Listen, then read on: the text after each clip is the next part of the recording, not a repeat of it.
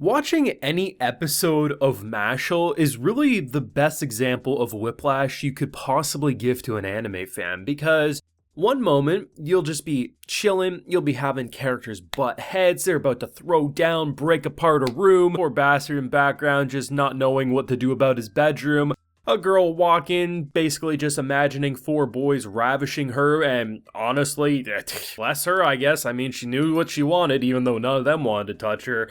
But then you'll just casually have Mash cleaning an owl pen to get dragged under the ground into this magical water area where he fights a shark, and honestly, by the time you leave the episode, you're really just scratching the surface of what actually happened. You're going up against someone who on a mental wavelength is probably identical to Mash in terms of the leader of this cultist group. I mean, definitely has mommy issues, but damn if them interacting isn't basically them looking in the mirror, because honestly it feels like both of them don't have a lot going on up there. But this is why we love Mashle, and why I think we were all upset that, we had to wait an extra week, but it's better late than never to get Mashle episode 7. Now, full live reaction to this hilarious episode is available on my Patreon if you do want to see my full uncut thoughts. I get tears of joy watching this. Even if I'm not rolling on the ground, I have to wipe tears away because I'm laughing or just finding it so amusing. The intro to the episode and casually going from saving the scumbag who made the characters' lives living hell just the episode prior, to Mash just asserting his authority, slapping his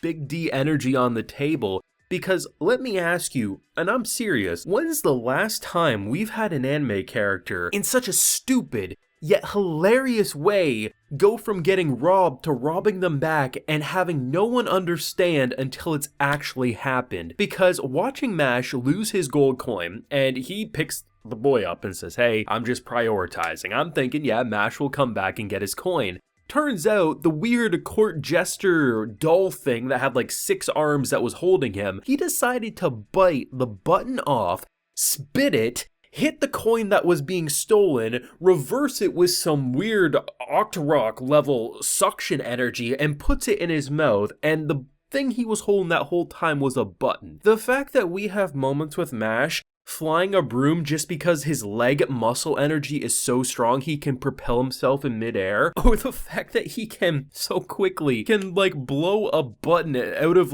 thin air, just what are we watching? But the best part of that entire interaction was the fact that Mash and him seemed almost identical. Now, Mash is obviously not as creepy as this man who plays with his dolls, but at the end of the day, the fact that, there's 3 or 4 moments in the middle of this being like, hey, your door's broken. Oh, thank you, I should get that fixed. Or just the fact that they have this blank reaction because neither one of them really knows how to interact with the other, but I think the reason they were so comfortable interacting is because on a wavelength, in terms of just basic communication skills, they're actually pretty damn similar. And that's why it's hilarious to watch them interact, and I'm glad that they didn't resolve this conflict right here, which I kind of thought they were. I mean, it would have been totally in Mashle formation to casually remove the antagonist in a matter of an episode and introduce something else later down the line, but given how much I enjoyed their back and forth, I really enjoyed the fact that we just casually ripped their door off to expose something that, it's kind of like stumbling upon the final boss of a video game only 2 hours into the gameplay, right? It's like games like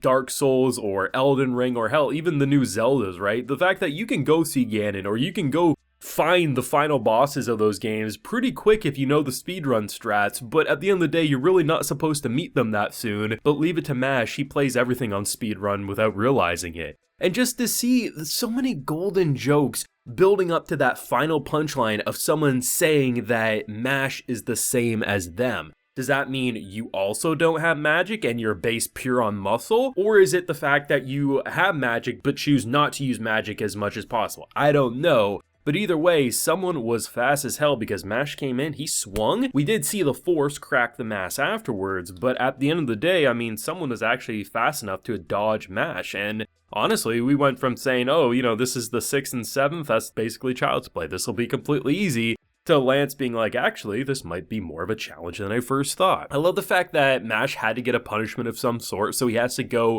for a week, I guess, basically clean the owl pen, and the owls want nothing to do with him. And I love how you use it for a narrative reason for this battle. So Lance as a character, we love watching him, but he's a syscon. No matter what type of speech he gives, you know at the end of the day, if it's something that sounds heroic, it's going to end because of his little sister. And the fact that there's this man with this giant Beyblade throwing it around, and honestly at one point it's basically cutting up from his stomach up to his neck, and it looked rather nasty. Now granted, afterwards he didn't look too beaten, he had a bit of a cut, but honestly I'm surprised that didn't kill him. The fact that he's so worried about the owls thinking about his little sister, so he drops a shovel to get all of the birds over to a corner where all the feed is, and then you just see him absolutely annihilate him with that One Punch Man level energy, going from, I thought you were supposed to have this great magic, to then seeing like, bitch please, if I don't have to worry about the animals because I don't want to disappoint my sister, then you'd see the true wrath. But the star of the entire fight is, to no one's surprise, Mash, because for someone who apparently can't swim, he learns how to swim rather well, because you have this shark man, right? His eyes are going in every which direction to begin with, and then he transforms into a shark and goes underground into this water area. And honestly, the shark was pretty cool, especially when it gets into its more demonic form. But the fact that Mash, bless his VA is what sells this character. Whether it's him initially starting to drown and he's kind of like gurgling, he's like, brr, brr, brr, brr, brr. Just his VA was so good at that, to then doing the same thing as he's swimming. I don't think I've ever seen someone beat someone up under the water by swimming into their stomach repeatedly, or him casually thanking like, hey, you just taught me how to swim, more or less. Like, you gotta love Mash and his ridiculous energy, and that's why watching any of these episodes is absolutely a treat. In a way, it kind of has like Gintama energy with sometimes how the characters talk with one another, and you're just like, how are these scenes even possible? But you gotta love it, right? It's just such a blast. Like, we had an extra delay, right? We had something that was definitely probably not planned to begin with, but the idea of a delay for a comedy series, you're gonna start noticing that maybe the art design starts to dip a little more, and there's some moments in this episode that you can tell like, okay, yeah, this isn't as refined as maybe some of the earlier episodes. But something I'll always say on this channel is, if any show has to have production issues, I would much rather it be on a comedy series, because half the time the character designs look goofy to begin with, so it just kind of blends in and makes it seem like it was on purpose to begin with. I mean, whether it's Dot's character design getting a little more wacky, I mean, half the time he looks like a bobblehead anyway when he's basically rocking back and forth getting bloody noses, so if his character design looks a little more rough around the edges, I mean,